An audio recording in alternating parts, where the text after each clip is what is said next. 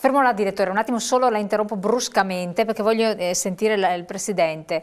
Ha parlato di una cosa importante per quel che riguarda gli artigiani, concorda con questa posizione, quindi c'è anche una responsabilità vostra come categoria estesa, perché ha detto noi artigiani, costruttori eccetera, perché questo allora, è un preambolo necessario per andare avanti. Capiamo bene come funziona il sistema, ok?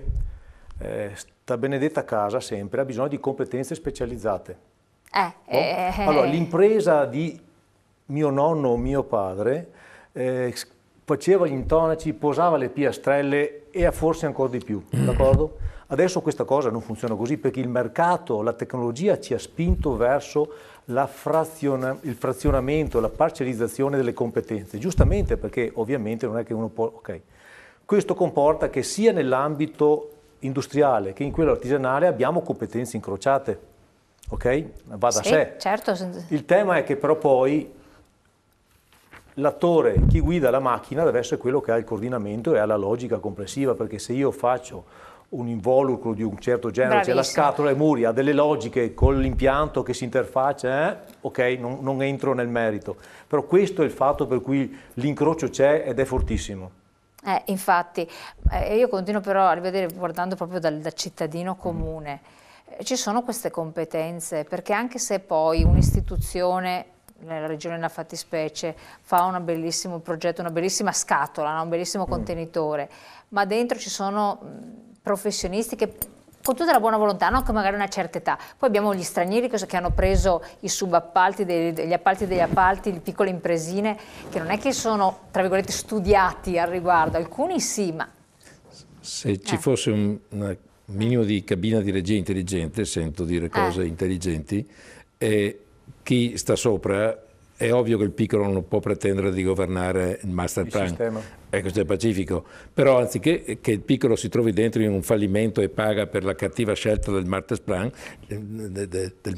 gli conviene stare fin dall'inizio assieme e con un po' di attenzione, di pazienza da parte dei grossi, un po' di sensibilità da parte dei piccoli e viceversa, combinare a monte un lavoro ben fatto e procedere a valle. Se avanza del tempo, per esempio, cominciamo a interessarci delle nuove professioni. Bravissimo. Perché c'è un tema di skill professionali nell'edilizia che noi stiamo immaginando una cosa del futuro e abbiamo competenze professionali metà extracomunitarie o comunque extra italiane da riciclare, che non è una cosa di poco conto. No, e tutto il combinare tecniche di costruzione con impiantistica e altre cose, perché tu vendi un arredo complessivo, vendi un luogo dove abiti, dove ci sono tante competenze, molte di più di quelle di un tempo. Se non c'è questa condivisione a monte e progettuale e talvolta anche culturale, non vai da nessuna parte. Quando si dice cambiamo cultura e dentro ci mettiamo anche la sensibilità nei confronti dell'impatto ambientale,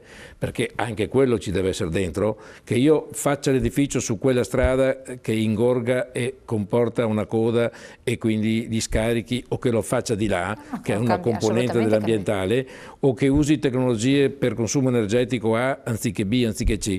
Tutto assieme concorre alla qualità. È difficile raggiungere qualità della vita o qualità di un quartiere, di una casa, solo con una fetta. Certo, meglio che niente, però è giunta, a mio parere, l'epoca in cui persone intelligenti, organizzazioni intelligenti elevano il livello di riflessione e di collaborazione e trovano anche un pubblico, nel caso che noi abbiamo trovato nel Veneto, perché questa indagine fatta con UAV è stata sostenuta fin dall'inizio dalla Regione, cioè ci siamo circolarizzati le informazioni e non è cosa da poco, altrimenti il nostro diventa un canto del cigno. Esatto, ma secondo lei, assessore, da istituzione, e quindi un po' mettendosi anche sopra le varie situazioni, è sufficiente questa grande buona volontà di cui ci parla il direttore, questi nobili intenti da parte dei costruttori, che però sono persone che rivestono cariche istituzionali e non a caso, perché ovviamente hanno anche delle imprese serie alle spalle, hanno un modus di pensare operandi di un certo tipo,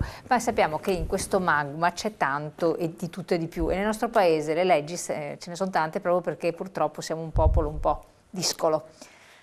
Beh, io non la metterei su questo piano. Siamo noi artefici del nostro destino e dobbiamo assumerci la responsabilità di programmare il futuro, ma anche di controllare, quindi ci sono sanzioni, devo dire, sono leggi perfette, prevedono anche la sanzione qualora qualcuno non rispetti le regole dei giochi. Le sanzioni, se c'è una cosa che non manca in Italia e anche nel Veneto, sono le sanzioni. Un altro discorso sono i controlli, che sicuramente ci sono degli organi deputati a svolgerli, e su questo bisogna sempre avere una grande attenzione e un grande rispetto per le regole. Io dico questo, dobbiamo tenere conto di un sistema però che si deve parlare, che deve essere collegato, e lo possiamo fare avendo ben presente quello che è uno spirito di collaborazione che c'è sempre stato, ma anche una condivisione degli obiettivi che vogliamo raggiungere.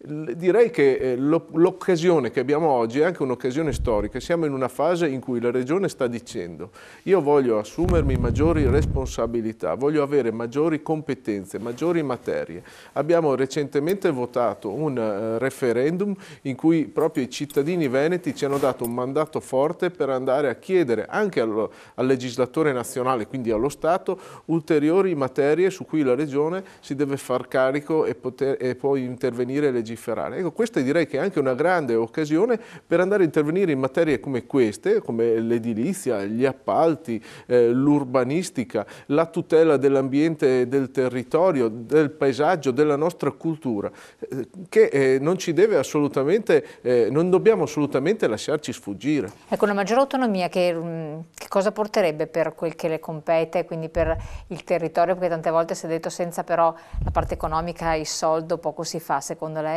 Beh, lei diceva prima che il governo ha stanziato miliardi di euro o comunque ingenti risorse per progetti di ristrutturazione urbanistica, dando i soldi ai comuni, ai singoli comuni per le periferie, anziché concentrarli su grandi interventi che cambiassero veramente il volto di alcune zone. Ecco, direi che se queste risorse fossero assegnate ad una regione, sicuramente questa regione avrebbe ben più presente quali sono gli interventi e potrebbe condividerli con i soggetti portatori di interessi del territorio. Ma questo per fare un esempio. Per quanto riguarda le mie materie, esistono importanti settori dove oggi abbiamo una capacità, una potestà normativa che ci deriva però da quelle che sono le indicazioni generali della norma nazionale, che invece potremmo, con una potestà decisoria diretta, potremmo adeguare perfettamente alle esigenze del nostro territorio e dei nostri operatori. Questo per quanto riguarda i regolamenti edilizi, rispetto ai quali adesso abbiamo emanato un nuovo regolamento edilizio che è stato costruito sulla base di un accordo fatto a livello nazionale nella conferenza Stato-Regioni, che naturalmente prevede un testo base che deve andare bene per tutta l'Italia, e che però magari, se avessimo potuto costruire sulle specifiche esigenze della nostra regione, magari avremmo potuto cucire in modo diverso. Ciò non toglie che comunque abbiamo dei margini di flessibilità, però le dico, ci sono tanti settori in materia urbanistica, di norme urbanistiche, che ci permetterebbero di avere maggiore flessibilità, e che è poi quello che ci chiedono gli operatori, che tante volte non ci chiedono contributi, ma ci chiedono normative snelle, semplici, facilmente applicabili, chiare, e che non vadano a intraporre dei divieti che oggi sono assolutamente fuori dal tempo e che generano danni a dei settori. Assolutamente. Presidente Cazzaro, e poi chiedo anche a lei, professore, maggiore autonomia, come siete stati, se non sbaglio, interpellati come categorie anche quando il processo... Certo, il tema che dicevamo un attimo prima fuori onda è un'opportunità molto importante. Quindi la vedete come grande... Se noi abbiamo la capacità e i numeri, e come li abbiamo, per seguire, abbiamo degli esempi a confine, parliamo del Trentino, eccetera, che sono diventati virtuosi sotto tanti aspetti. Noi penso che abbiamo la possibilità, è un'occasione incredibile.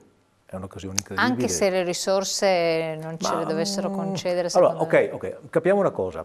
Ritengo, le risorse sono importantissime, ma serve molta fantasia e capacità di approcciare l'argomento, secondo me. Non so, mi segui? Cioè, il discorso è questo. Per cui risorse ovviamente sì, va bene, ma è inutile che cerchiamo di fare una cosa e mettiamo in piedi un meccanismo di cui ho bisogno di risorse, e le risorse di fondo non ci sono poco. Innestiamo dei modi per cui questa cosa possa comunque prendere piede, non so se sento dire, cioè, secondo me è una cosa che va tutto sommato vista da un punto di vista diverso. Okay? Noi di contro abbiamo, nell'ambito dell'associazione, abbiamo il comparto dei lavori pubblici che purtroppo io mi auguro che adesso con l'autonomia magari qualcosa succeda, ma con l'ultimo codice è stata una cosa... Dopo parliamo anche di questo. Ah scusa, perfetto, no, sì, non lasciarla fuori perché è una cosa devastante. Dopo parliamo anche di questo che abbiamo avuto. Cosa ne dici? Io dico una cosa, siamo passati dall'epoca pre-crisi all'epoca post-crisi da due modelli completamente diversi di gestione complessiva. Il cosiddetto modello lineare e il modello circolare, veniva detto prima. No? Cioè, noi siamo stati abituati, io sono cresciuto in un'epoca, anni 60, 70, 80, dove il modello qual era? Ma fino all'altro ieri, prendiamo una risorsa, la trasformiamo in prodotto, usiamo il prodotto, buttiamo via il prodotto. Questo l'abbiamo fatto con tutte le cose, pensando anche che l'edilizia fosse qualcosa per sempre. L'edilizia è fatta di prodotti. Sono prodotti di prodotti, tutto sommato, cioè il gioco di parole, no? Cioè una casa è fatta di tanti componenti, un capannone è fatto di tanti componenti, una scuola è fatta di tanti componenti, ma sono strutture che devono essere funzionali a degli usi.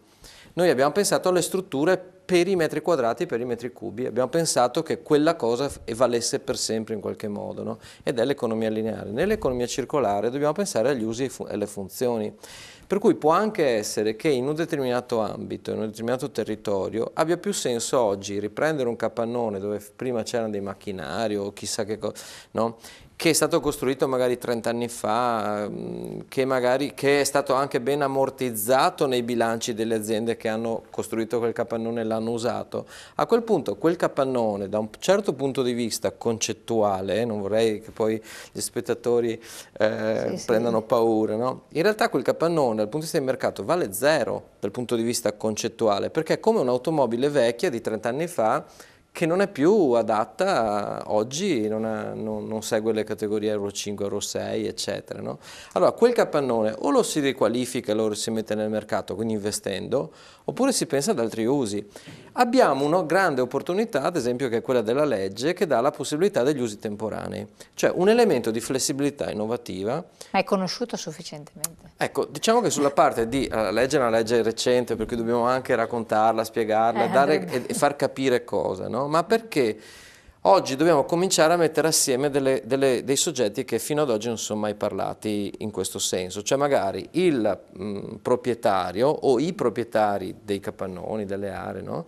E magari, non so, i giovani che hanno l'idea e non hanno lo spazio, non hanno magari al momento le risorse per partire. Allora si fanno dei patti locali dove si dice guarda, usa il mio capannone, per un anno te lo do gratuitamente, poi se la tua attività parte, no, ci mettiamo d'accordo. Certo, fino a ieri questa cosa era un po' impossibile perché? Perché noi siamo legati da un'urbanistica che è fatta con i rettini, in quest'area si può fare questo, in quell'area si può fare quello, le destinazioni d'uso, se la mia casa è residenziale, dentro non ci posso fare un laboratorio per fare i biscotti, no? Le altezze, cioè siamo un comune misura le altezze in un modo, un altro comune in un altro. Esatto, allora cioè qui, comuni che si limitrofi tra l'altro. Allora qui uno dobbiamo avere, cioè quando ci mettiamo a giocare al Monopoli o a Risico con i nostri figli, no, le regole sono scritte e sono uguali per tutti. Non è che siccome io ho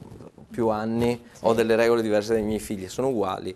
Allora in questo senso noi oggi abbiamo delle regole che in qualche modo ci danno maggiore flessibilità, dobbiamo imparare a usarla. Però questa flessibilità impareremo ad usarla se effettivamente ci metteremo tutti intorno al tavolo e cominceremo tutti a parlarci. No, ma ad esempio quello che ha detto lei, per carità, ottima cosa, però poi il proprietario dice però devo cercare di ammortizzare se non altro le tasse, perché c'è un discorso poi di tasse. Allora, da questo punto di vista, con sanzioni, e lì da sì questo che punto di vista, se posso permettermi, il fatto che oggi basta girare con l'auto, vediamo tanti capannoni con mezzo tetto sì, mezzo tetto no, o il tetto elevato, no? Proprio perché non fare superficie coperta. Certo, per levare la superficie coperta, magari il capannone che è stato costruito in un'area ed è rimasto lì da solo ed è inutilizzato, ce ne sono tantissimi, abbiamo fatto degli approfondimenti su dei comuni specifici tra l'altro, con tetti in amianto, che è stato costruito in una certa epoca e poi è stato circondato da abitazioni. Quel capannone dal punto di vista produttivo non ha più alcun senso, è anche antieconomico produrre lì. no? Però magari potrebbe, con un cambio d'uso, un uso temporaneo, diventare invece uno strumento per funzioni di carattere residenziale. Ma cambia anche la tassazione? Ci faccio un centro di aggregazione, no, ma quello è chiarissimo, ma la tassazione... Coperto, cioè, posso pensare tutti gli usi, dal ricreativo al culturale al produttivo, per un produttivo che guarda al nuovo millennio, alle nuove professioni, alle nuove... Si tratta semplicemente di far capire che ci sono delle opportunità e che il mercato da solo non paga più. Dobbiamo metterci di più noi. Quello che succedeva prima della crisi, è che il mercato tirava da solo. Certo, e lì erano capaci tutti, anche gli immobiliaristi improvvisati, no? E quelli che poi appunto sono stati anche una delle cause complessivamente del e anche del di grande sfiducia verso la categoria, perché poi hanno rovinato infatti, in realtà, un settore completamente. Oggi dobbiamo pensare che costruire non è più come si faceva un tempo, dove si mescolava, no, la sabbia con giusto? Oggi si costruisce utilizzando molto materiale prefabbricato, si guarda alle prestazioni, no? E quindi in questo senso è tutto un sistema che ha le potenzialità, ma deve semplicemente organizzarsi sul campo. Per far questo dobbiamo spiegare sempre di più che abbiamo delle grandi opportunità a disposizione e anche quelle minime dotazioni di cui parlava prima l'assessore sulla demolizione. In realtà possono essere un grande...